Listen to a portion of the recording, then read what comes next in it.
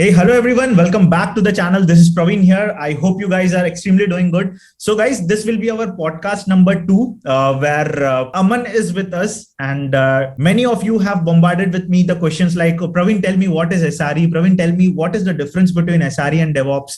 So Praveen, tell me what is the JD is looking like for an SRE? So even I work as a DevOps engineer. So even I am not sure in proper way what does SRE means. But today we have Aman with us, who is an site reliability engineer at LinkedIn. So I know many of you have the dream of joining LinkedIn. And even I would tell you that Aman has already worked at Google. So before working at LinkedIn, he was working at Google. And guys, just I want to highlight here, Aman is having his own channel. I will tag him in the description, right? Just check it out. His channel I have gone through. Mostly he will be teaching about SRE, about his Google strategies, about his LinkedIn work, about his Linux activities mostly. And I like the videos personally. So definitely check out that. So without wasting much time, we'll just talk and know about Aman much more. So I want everyone to watch the video till the end so that you guys come to know like LinkedIn process, Google process at the same time, what is SRE. So Aman, over to you. Thank you for coming to my channel. And first of all, a great welcome. And our viewers are, I know they will be excited to talk to you. We will have a live also sometime in the next month. But yes, let's go ahead with the podcast number 2, right? You can introduce yourself, Aman. Thanks, Praveen. Thanks a lot for inviting me for this podcast. Hey, hi everyone. My name is Aman. I have been working at LinkedIn for around a year now. Prior to that, I was in Google for another year. So I have a total 2 years of experience. Yeah. So I'm working as site reliability engineer in LinkedIn. Whereas in Google, I was a TSE. So both of these roles are similar to that of like TSE similar to SRE, whereas SRE role, it is SRE in general, right? Now, yeah, that is pretty much it about me. Great. So guys, both the companies are really, different feel it will give. So we will first start with the question of, tell me what is TSE all about, right? In Google, and how you got the opportunity. And when we say about Google, our mind will think like, okay, abhi DSA question aane wala hai Google mein agar hum log interview de rahe hain. So have you faced that kind of scenario? You can explain about end-to-end process of Google and what is TSE all about? Sure. So TSE role basically stands for Technical Solutions Engineer. This role is a mix of cloud support and SRE. So it is like in this role, you will basically work on both of the things.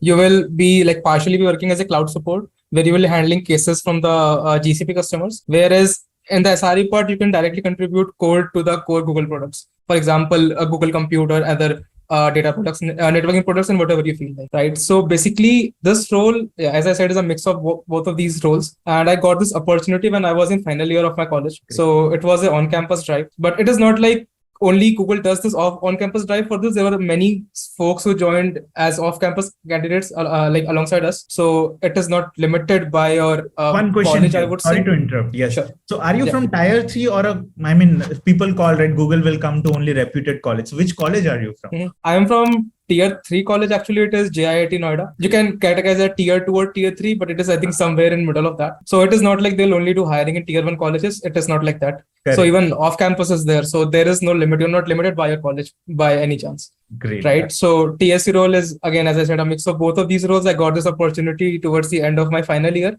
I interviewed. I actually had around 6 on-sites and 1 telephonic screening. Okay. So total of 6-7 interviews. Yes. Right. And it was again a 1.5 month long process. Great. And to that question, ki DSA questions aate hain ki nahi? So they'll always be there, no matter if you are interviewing for TSE role or SRE role. Everyone will ask you coding questions and DSA. That level of difficulty might not be that sophisticated or that high of that of an software engineer. But yeah, these questions will be there. You have to tackle these anyway. Great. So, yes. Yeah. So, by the way, how come at the 4th year of engineering, you were so much matured? What were your tricks that you cracked directly Google? So anything where you felt like, okay, because I have studied from this platform, that has helped me, because my viewers are mostly freshers, right? And even the people who are trying to change their domain from SRE, from other software engineering backgrounds to DevOps and SRE. So what were the platforms you actually worked on? So the whole inspiration, or I would say preparation strategy to be a SRE started long back when I was in first or second year. So actually, funny, one day accidentally, I used Linux for something. Basically, I was doing, so we all had this dream of hacking a Wi-Fi, right? We all want to be that hacker, that hacker. Like it is a dream for all of us in the starting, in the very days of our, like I would say, engineering, or not even, or even before that, high school and all. Good. Right. So I used Linux one day in a attempt to crack brute force of Wi-Fi password. I was not able to do that, but I used Linux and I got the idea of, man, this is fantastic. It is much more different as compared to Windows 8 that I was using at that time. It is around 2015, 2016.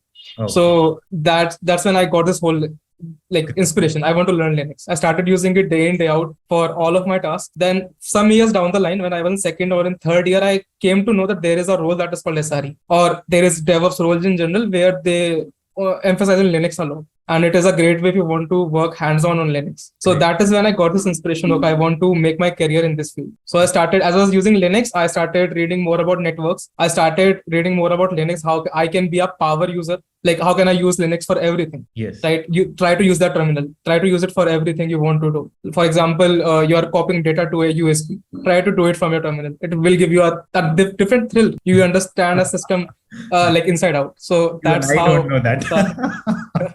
That is really cool. So yes. That's how the whole motivation came from, and I started working more towards this goal. Also, I had this passion for coding since the very starting. I was like, okay, this is something that I have to do continuously. So I kept that coding part continuously for the 4 years. Mm-hmm. Apart from that, in my free time, I was exploring more on Linux, more on networks, more on operating systems. Great. And then when Google came to hiring, I felt like, okay, this is a role for me. I know, like, their JD was like completely aligning with my skills. You should know coding. I was good or okay with it. Mm-hmm. You should know Linux. I was comfortable with that as well. So that's when I thought, okay, I'll take my shot. I appeared for the interviews. And so any platforms did you take, especially because at 4th years, even I was not that much matured, like, okay, अब मुझे यहाँ से पढ़ना चाहिए Google में जाने के लिए, right? So what were the platforms? Any name you remember, or just like you Googled it, you searched and you got like some of the codes you practice from there? So platforms in general, like for general coding, you can always go to LeetCode, Geeks or Geeks, Interview, but yes. I used a lot during my preparation. Correct. So these 3 were the platforms where I was really active. I even did CodeChef and Codeforces for a while, but it was not for that long. Mm-hmm. I tried somewhat of computer programming, but I was not that into that thing. So yeah, basically I spent my time learning DSA from different websites, LeetCode, Interview, and Geeks or Geeks. Apart from it, for Linux, I referred actually several documentation that are not that famous. I will give the links to Praveen and he can mention it in the description. So you can find that from there. Great. System design and networking, all of these you can learn from YouTube. There are again different resources for it. For example, Gaurav Sen's video are good. It is not a paid collaboration, but yeah, his videos are good for system design. You can check those out as well. Yes, we are just helping out. There is nothing like paid collaboration, because seriously, my target, you all know, like next target is something big, right? We want to achieve every time we want to grow in our career. So I'm also taking inputs like, okay, क्या पढ़ा जिसके कारण आपको मिला? So that is where our viewers also should know what you need to do at this point of time to achieve your next dream, right? That is where we are more focused on, not anything else, right? So Aman, that was really good to know your entire journey of the Google. So one question here. So can you explain one task which is common in Google, like you start your day with and you end your day with most of the tasks? Can you explain one task? Just I wanted to make sure like our viewers know in Google, okay, ऐसे काम होता है. Mm-hmm. So actually, this differs a lot from different teams to teams actually. If you're working as a software engineer or a SRE, then your day would be different. For example, like there won't be any shift-based timings. It is not like you will log in at some time and log off at some time. Although this same thing happens in a TSC role. TSC role is basically when you're working in shifts. So it is like when you are, let's say, starting a shift at 9, you will start working you will check your mails, you will check your existing work that we call cases, like what are the updates on that, what are the next step that you should take. So it is one thing. Plus, let's say you open any code review or any, let's say, documentation you wrote, so you will get reviews or feedbacks on it. You can resolve those as well. So it is totally up to you how you want to start your day, right? So it is not like you are bounded by something, you have some pressure from anyone. It is not like that. You are totally free to be yourself. You just have to get the work done. That is all that matters in big tech companies. Great. That was really good answer, by the way. Right. So I want to tell viewers, those who are watching this video, there is in big companies, right? There is no time constraint actually, as Aman was telling, right? So it's all up to you. You just need to deliver the task, whatever being assigned to you, and you will grow in your career, right? So apart from the Google, guys, now we are going into the next phase of Aman's career, which I am more interested in because you all know that I have been rejected from Google. But yeah, LinkedIn, I have not got the opportunity. Aman has got and he's working now. So more we will learn. So I would like to ask Aman, Aman, tell me like how you got the LinkedIn opportunity actually. Yeah. So last year around in this time, June and July, like I was contacted by a recruiter from LinkedIn, and they made it very clear that they're looking for candidates that like exceptional candidates for the SRE role, and was asked if I am interested for that. So yes, I agreed to it because SRE is something that is again a role that aligns more with my interest, because to be honest, TSE role, I felt like it is not something that requires more coding heavy.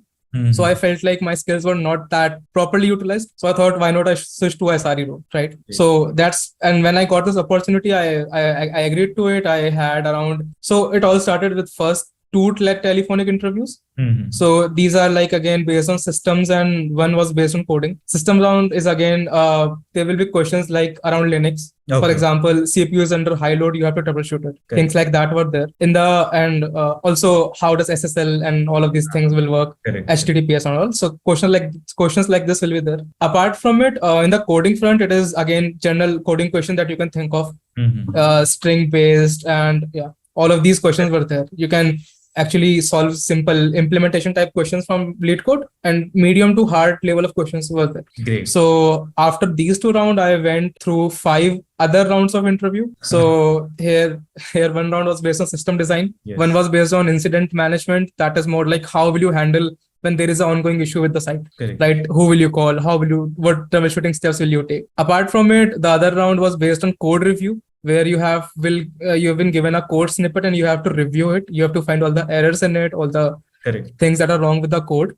And apart from it, one other round was based on I'm not sure if I covered this already, but it is troubleshooting round. They'll give you a live scenario, and they will give you like a live production server, and you have to troubleshoot it. And it all happens in real time. You have to treat that machine as a production server. It is completely hands-on, no much theory part.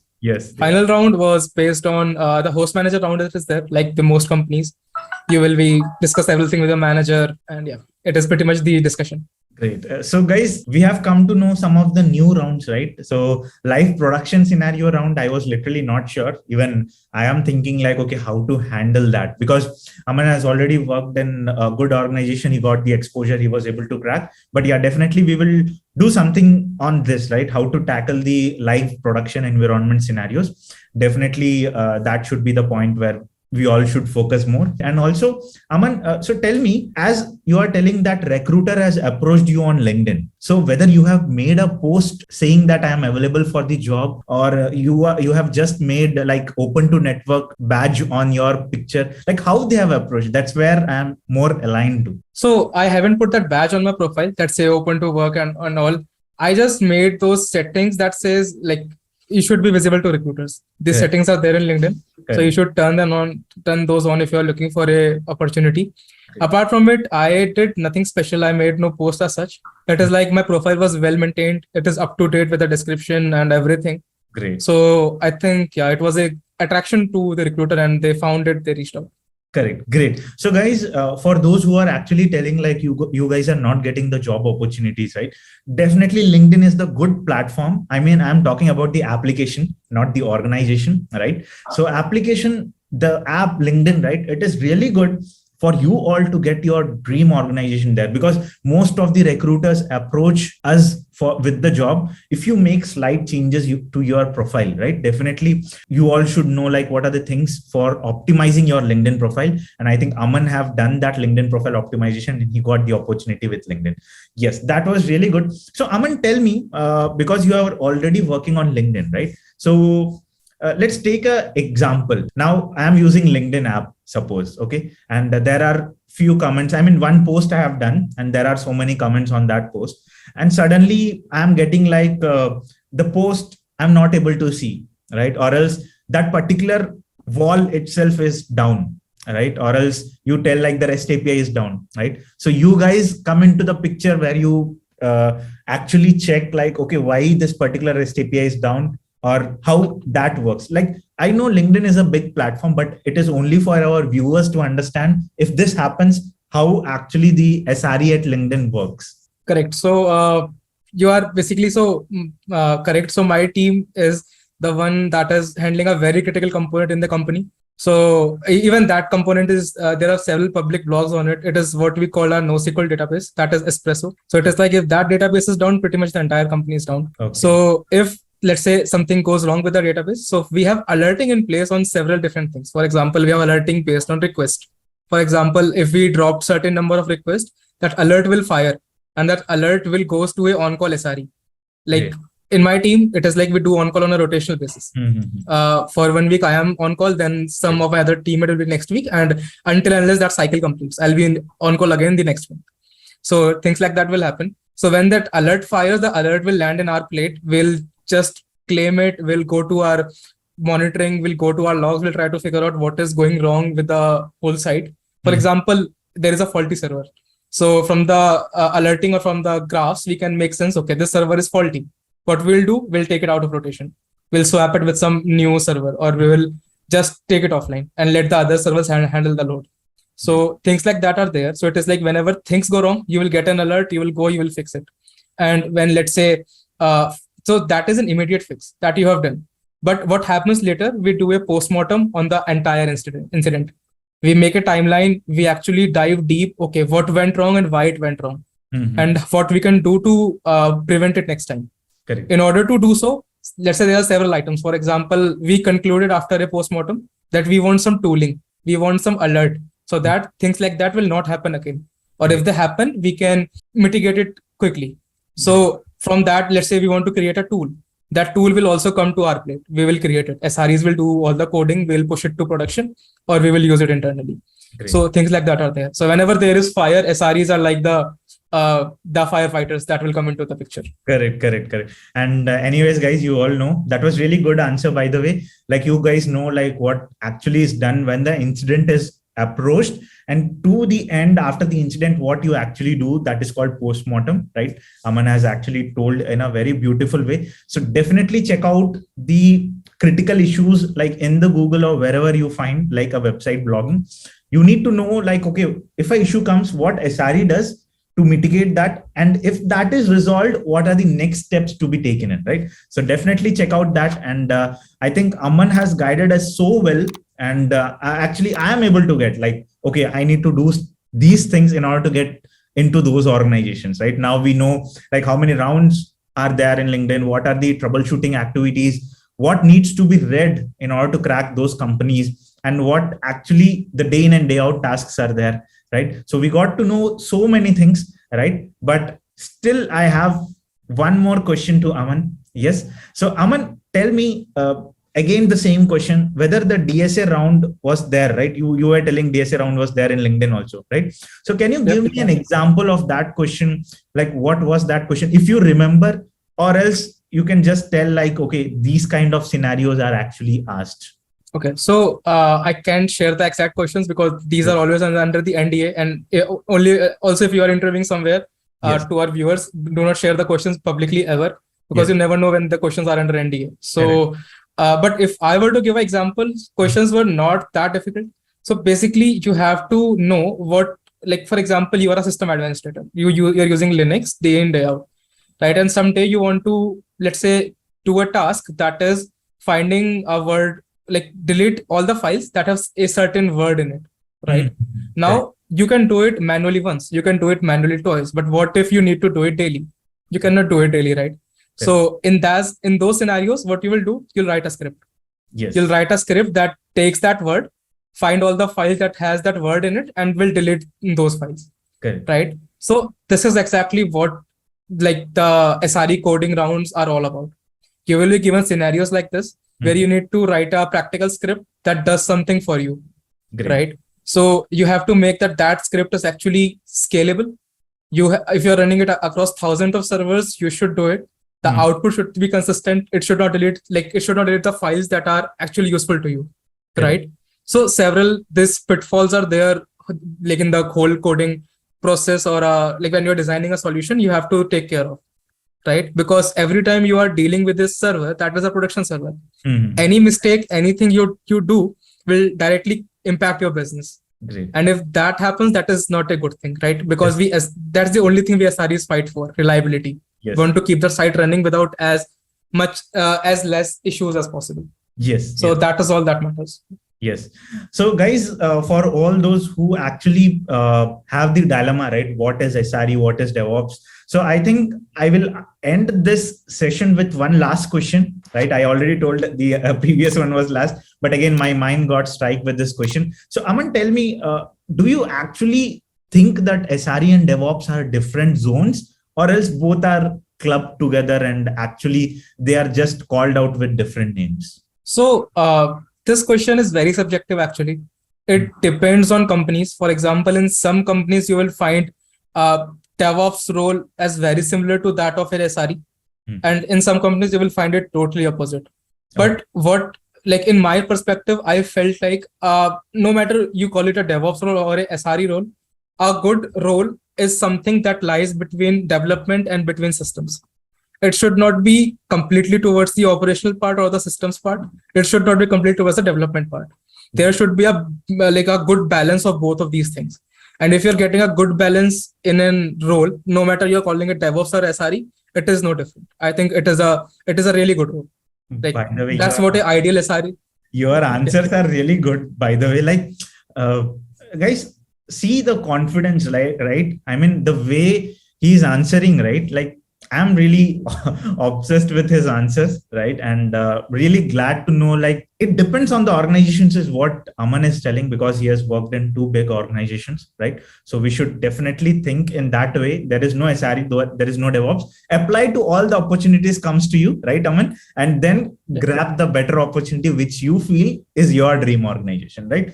So with that said, guys, it was really nice talking with Aman, and I hope you guys have got good insights about 2 big organizations. At the same time, you got to know what is the process, what is the end-to-end scenario, and at the end you come to know okay, what is DevOps and SRE, right? So with that said, I'm again thankful to Aman for coming to my channel. I just pinged him on the LinkedIn application, and then he just accepted our invitation. So again, kudos and thank you, Aman. And again, I would like to go ahead and check out Aman's channel. It will be definitely good. The link will be in description, right? Definitely check out for all the SRE related things, all the Linux related things, all the Google interviews, whatever he has planned it, he has cracked it, all those are there. Definitely check out that, and do subscribe to my channel also, guys, if you are liking the content the way I'm presenting, right? And definitely I will bring the more podcasts, and I will bring more content to you all, right? And definitely comment down below if you want Aman to be as our live guest, right? So we will take most of your questions. I know many of you have questions, right? Comment down that. And as well as I have requested already Aman to come live for helping us more, because in live you get to connect, to interact, right? And you come to know most of the questions. So definitely, again, thank you, Aman, for coming in. And thanks, Praveen. Yeah, great. It was nice talking to you, and thank you.